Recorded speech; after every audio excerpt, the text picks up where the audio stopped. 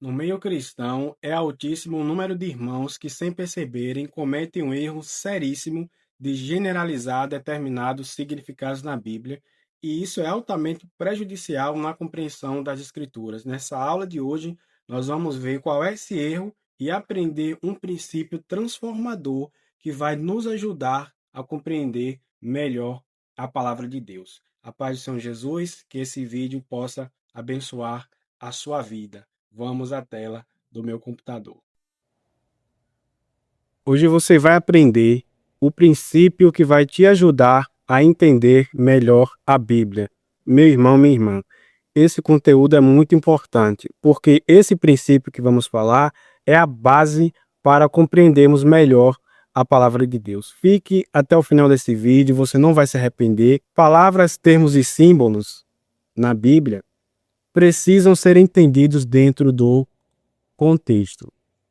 O que acontece? Que no meio cristão, nós nos acostumamos com alguns termos, alguns símbolos, e generalizamos esse significado. Por exemplo, a palavra água é atribuída ao Espírito Santo. Aí, quando você lê um versículo que tem a palavra água, você deduz, opa, está falando do Espírito Santo, porque o versículo lá falou do Espírito Santo. Mas na prática não é isso que deve acontecer. Precisamos ter muito cuidado com isso. E vamos ver exemplos práticos aqui, vamos interpretar alguns versículos e que você vai ver que o que eu estou falando aqui faz todo o sentido. Mas rapidamente, o que é o contexto? Nada mais são os versículos que vêm antes e depois do texto em questão, os vizinhos do texto que você leu. Trocando em miúdos, você lê um determinado versículo da Bíblia, os versículos anteriores e posteriores é o contexto, é o que chamamos de contexto imediato, e é esse contexto que vai nos ajudar a compreender o que nós estamos lendo. O perigo de negligenciar esse princípio. Aqui mora um grande perigo quando nós não entendemos o contexto ou ignoramos o contexto e saímos generalizando determinados significados na Bíblia. Alguns erros que podem acontecer. Primeiro, fazer o texto dizer o que ele não diz. Mesmo de maneira intencional, se nós negligenciarmos o que estamos estudando hoje, nós vamos ler o texto bíblico e, sem querer, vamos fazer com que esse texto diga o que ele não está dizendo. Vamos forçar o texto. Segunda coisa, você não vai entender o propósito do autor. Houve um motivo pelo qual aquele autor escreveu daquele jeito e por que ele mencionou determinada palavra, determinado símbolo. Terceiro perigo, você vai entender o texto errado. Como eu falei, o contexto ele é essa base que nos ajuda a compreender o que nós estamos lendo.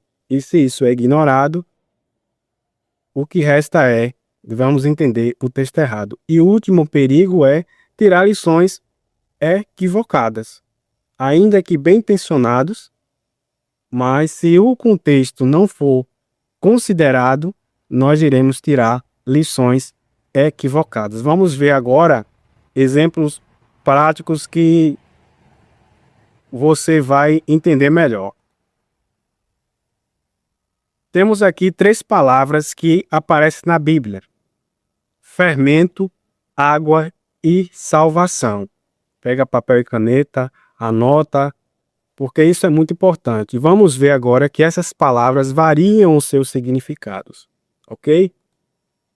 Fermento pode significar pecado e práticas do velho homem, pode significar ensino dos religiosos hipócritas, que o próprio Jesus usou essa figura, e pode significar também o reino de Deus, que o próprio Jesus usou. A palavra água significa também a pessoa do Espírito Santo, é muito comum. Pode significar eternidade, presença de Deus ou coisas espirituais, porque a água tem essa ideia de purificação, de limpeza. E a palavra salvação, ela pode significar salvação da alma, ou seja, a salvação dos nossos pecados. Pode significar também socorro.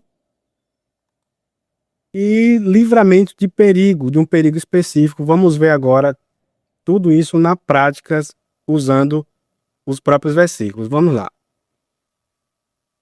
A palavra salvação, ou salvar. Primeiro exemplo, salvação da condenação do pecado, que é o termo que nós mais estamos acostumados na igreja. Romanos capítulo 1, versículo 16 diz assim: pois não me envergonho do evangelho, porque é o poder de Deus para a salvação. Olha a palavra salvação aqui. De todo aquele que crê, primeiro do judeu e também do grego. Os irmãos perdoem o barulho, que aqui passa muito veículo do lado da minha casa, mas vamos lá.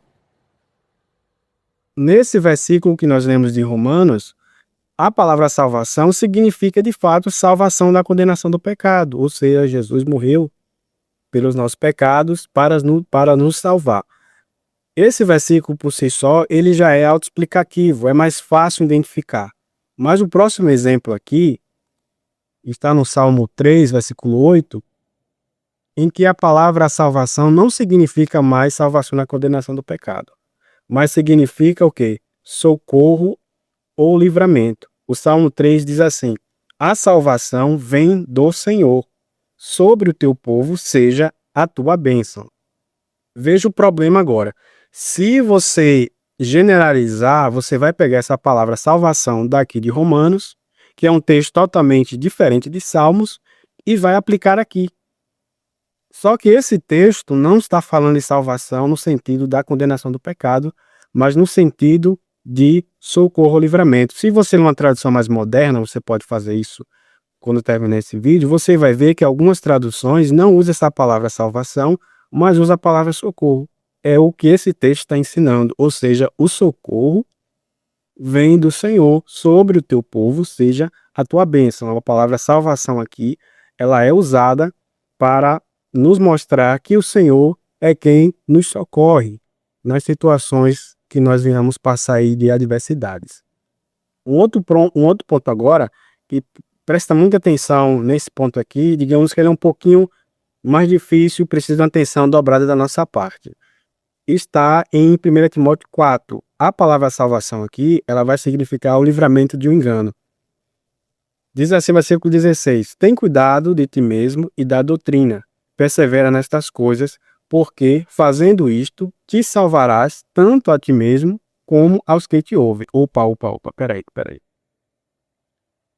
O apóstolo Paulo escreveu essa palavra para Timóteo, que seria o pastor posterior que ele estava treinando. Então, Paulo está ensinando agora que Jesus não salva mais, que Timóteo ia salvar a ele próprio e ia salvar os demais. É claro que não. Mas isso pode acontecer se não colocarmos em prática o que estamos estudando aqui hoje. A palavra salvação que Paulo usa aqui é no sentido de livramento. Por quê? Veja a importância do contexto que nós falamos no início dessa aula. Vamos entender no contexto, não só do capítulo 4, mas da carta como um todo, que falsos líderes estavam se levantando ali, judeus que se converteram e depois começaram a deturpar os ensinos do apóstolo Paulo, começaram a disseminar heresias e enganos, e muitos desses irmãos judeus que se converteram começaram a ficar balançados e começaram a seguir essa turma, e até pessoas que não eram judeus, que se converteram ao Senhor, também começaram a ser seduzidos por essas mentiras. E aí Paulo escreve a Timóteo dizendo isso: cuide de você mesmo, de que da doutrina, ou seja, o ensino do evangelho puro e genuíno que Paulo já havia passado para Timóteo, que ele viesse a permanecer nessas coisas. O que ia acontecer? Ele ia se salvar, ou seja, se Timóteo permanecesse na verdade do evangelho, na simplicidade de como Paulo ensinou a ele não iria ser enganado por esses pregadores que estavam deturpando os ensinos do apóstolo Paulo. Da mesma forma, os irmãos que congregavam com Timóteo, que ele estava ali como, digamos, já um pastor local, iriam também se livrarem de ser enganados. Então perceba, meu irmão, a importância do contexto. Veja que no caso de Timóteo, salvação não significa salvação da alma, nem um socorro do Senhor, em um sentido amplo, mas um livramento pessoal de não ser enganado. Ficou claro até aqui? Qualquer dúvida, não deixe de deixar aí nos comentários, ok? Vamos para o próximo exemplo. A palavra fermento, que significa também ensino dos religiosos hipócritas, o reino de Deus e pecado e práticas do velho homem. Vamos ver na prática. Mateus 16, versículo 6, Jesus os adverteu, aos discípulos, no caso, fiquem atentos, tenham cuidado com o fermento dos fariseus e saduceus. O que Jesus está fazendo aqui é, usando a figura do fermento, que no judaísmo tinha essa mentalidade que se entendia como algo ligado ao pecado, para dizer cuidado com os fariseus e saduceus, com o fermento deles, ou seja, a heresia que esses homens pregavam e ensinavam, a hipocrisia, melhor dizendo, eles demonstravam ser uma coisa, mas na verdade não eram. Era apenas a capa, era apenas a religião exposta, mas um coração longe do Senhor. E Jesus aqui, para adverter o discípulo, usou a palavra fermento no sentido de cuidado com o fermento, ou cuidado com a influência dos fariseus e saduceus.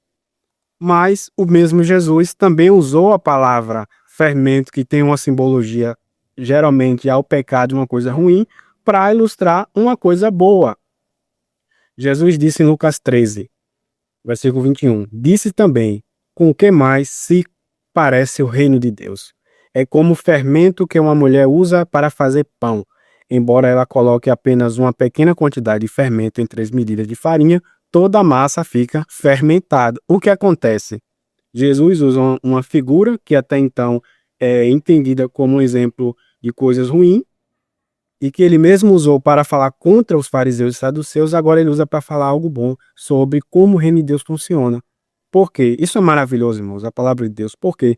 O fermento, quando ele é adicionado na farinha e na massa, ele fica por dentro escondido e ninguém vê. Mas o fermento começa a crescer de dentro para fora. E aí o pão fermenta e cresce. Da mesma forma, é o reino de Deus. Entra dentro do nosso ser, do nosso coração e começa a crescer e vai florescendo e nós vamos ser transformados a cada dia à imagem de Cristo. O Senhor usou o fermento para ilustrar como o reino de Deus age. Isso é tão maravilhoso. Perceba que o texto diz, Jesus falou, com que mais se parece o reino de Deus? Ou seja, há sim, de fato, uma aparência legítima entre o reino de Deus e o fermento. Em que sentido? Que ambos crescem de dentro para fora. Perdão. Tudo certo até aí, irmãos? Tudo claro? Então vamos lá. Agora, o fermento usado como um símbolo do pecado e práticas do velho homem. Está lá em 1 Coríntios capítulo 5, que o apóstolo Paulo ele diz assim, não é nada bom se orgulharem disso. Não percebe que esse pecado é como um pouco de fermento que leveda toda a massa? Livre-se do fermento velho para que sejais massa nova, sem fermento, o que de fato são. Cristo, nosso Cordeiro Pascal, foi sacrificado. Por isso, celebramos a festa não com o velho pão, fermentado com maldade e perversidade, mas como o novo pão da sinceridade e da verdade, sem nenhum fermento. Que coisa maravilhosa é a palavra de Deus. Perceba que, basicamente, o que Jesus falou do reino de Deus comparado ao fermento, Paulo usa aqui para falar do pecado que estava acontecendo na igreja de Corinto. E ele diz que um pouco de fermento levera toda a massa, ou seja, um pouquinho do pecado, se der uma brecha, ele vai trazendo destruição, ao oposto do reino de Deus dentro de nós, que nos torna parecido com Cristo. Se dermos lugar a espaço ao pecado, ele vai fazer um efeito contrário. E veja que Paulo usa essa linguagem de pão. Isso é muito importante prestar atenção. Ele fala de se livrar do fermento velho para que nós sejamos o que? Uma nova massa. Digamos assim, um novo pão espiritual, porém sem fermento, porque aqui fermento tem um símbolo mau, ruim, de quê? Do pecado. E ele conclui dizendo que nós devemos ser como um novo pão da sinceridade e da verdade, mas sem nenhum fermento. Os irmãos percebem como é importante o contexto. Veja, 3 exemplos diferentes para uma mesma palavra fermento. E isso se aplica a diversas palavras que nós encontramos na Sagrada Escritura. Vamos para o próximo exemplo. A palavra água. Mas antes de entrarmos nesse ponto, se está fazendo sentido para você, se está abençoando sua vida, meu irmão, deixe seu like e inscreva-se no canal e ajude o meu ministério digital aqui na internet. Amém? Então vamos lá. A palavra água. A atuação da obra do Espírito Santo, que é comum no meio cristão, né? Nós lembramos do Espírito Santo quando fala de água. Em João 3, versículo 5 diz assim: Respondeu Jesus, em verdade te digo, quem não nascer da água e do Espírito não pode entrar no reino de Deus. Esse texto por si só também é autoexplicativo e nós vemos que o Espírito Santo e a água aqui estão interligados, no sentido de que Jesus fala, conversando com Nicodemos, dessa importância de nascer de novo para poder entrar no reino de Deus, e ele usa essa palavra de quem não nascer da água e do Espírito não pode entrar no reino de Deus. Ou seja, a água aqui é ligada à operação do Espírito Santo em nós. E vemos isso também lá na carta de 1 João, algo parecido. O segundo exemplo é vida eterna, o fluir espiritual. Também João, capítulo 4, diz assim: afirmou-lhe Jesus: quem beber desta água tornará a ter sede. Aquele, porém, que beber da água que eu lhe der, nunca mais terá sede. Pelo contrário, a água que eu lhe der será nele uma fonte a jorrar para a vida eterna. A palavra água aqui, ela também tem um simbolismo espiritual, em que Jesus fala para aquela mulher samaritana ali, à beira do poço, e ele diz que quem beber dessa água que ele lhe der, vai fluir do seu interior essa água que jorra para a vida eterna. Esse texto também é muito claro e nós vemos aqui que a água tem um significado, um simbolismo de eternidade, de um fluir espiritual. Agora, eu quero que você analise com cuidado aqui comigo esse outro exemplo aqui, que ele é totalmente diferente, é fora da curva. Está lá em Jó, capítulo 14. É uma figura, uma poesia que é um retrato do sofrimento, mas calma aí que nós vamos chegar lá. Diz assim, versículo 7: porque há esperança para a árvore, pois mesmo cortada ainda se renovará, e não cessarão os seus rebentos, se envelhecer na terra a sua raiz. E no chão morreu seu tronco, ao cheiro das águas brotará e dará ramos como uma planta nova. Esse texto aqui eu já ouvi em pregações, talvez você também tenha ouvido. Não vou entrar aqui nesse ponto, mas esse texto aqui é comumente usado para falar do Espírito Santo, mas não é. Os outros dois anteriores, sim, esse aqui não é. E eu vou explicar o porquê. Devemos lembrar sempre do contexto, grave isso, do contexto. Nós estamos falando aqui do livro de Jó, que é o livro de uma história real que aconteceu com ele, mas o contexto de Jó é o quê? Provação, sofrimento, dor. Está aqui, ó, figura, poesia e um retrato do sofrimento. O que aconteceu com Jó, você sabe. Jó, em um dia só, perdeu todos os seus 10 filhos, perdeu todas as suas propriedades, teve uma doença maligna no seu corpo, dos pés à cabeça, ouviu dos lábios da sua própria esposa: amaldiçoe esse Deus de morra, ficou solitário, as pessoas se afastaram de Jó, e os amigos que supostamente vieram para consolá-lo, agora começou a acusar. Pare um pouco e pense, como que alguém nesse estado de provação severa estava enxergando a vida? Eu e você, com coisa menor, a gente já perde a esperança muitas das vezes, né? Que o Senhor tem misericórdia de nós. E o que acontece aqui é que Jó usa essa figura aqui de uma árvore, se você parar para pensar, uma árvore que ela foi cortada, ela tá com sua raiz ali, ela secou, tá feia, tá quase que morrendo, mas quando começa a chover, qual é o resultado? Aquela árvore feia que está à beira da morte, naturalmente ela começa a brotar novamente e em questão de meses, ela volta a ser aquela árvore bonita de novo. E Jó aqui está dizendo o seguinte, que a condição dele estava totalmente obscura, ele não tinha esperança, ele chega a dizer assim, com as minhas palavras: tá vendo uma árvore que está ali cortada, que está morrendo? Tem mais esperança para ela do que para mim. Porque embora essa árvore esteja cortada e quase que morrendo, se der uma chuva, é o que o texto fala aqui no versículo 9, é o cheiro das águas, ela vai voltar a brotar de novo. Mas no meu caso, o que é que eu vou fazer? Meus 10 filhos morreram todos de uma vez só, sepultei 10 caixões num dia, perdi minhas propriedades, estou com a doença no meu corpo todo, a minha mulher está contra mim, meus amigos me acusam. Ou seja, Jó chegou a um grau, como todos nós, de desespero na sua dor. Por isso que Jó usa essa linguagem para falar no sentido da sua desesperança. Então perceba que a palavra que é o cheiro das águas não significa o Espírito Santo. Se alguém prega sobre isso, não é errado pregar, mas tem que ter muito cuidado de você explicar o que eu estou falando aqui, do contexto de Jó, e você usar isso como exemplo de aplicar o Espírito Santo. É diferente do que você olhar um texto desse e dizer que é o cheiro das águas do Espírito Santo. Mas na verdade, não é. Ficou claro para você? E dicas finais aqui. Tenha uma leitura atenta, assim como nós falamos aqui rapidamente, que Paulo falou do fermento do pão.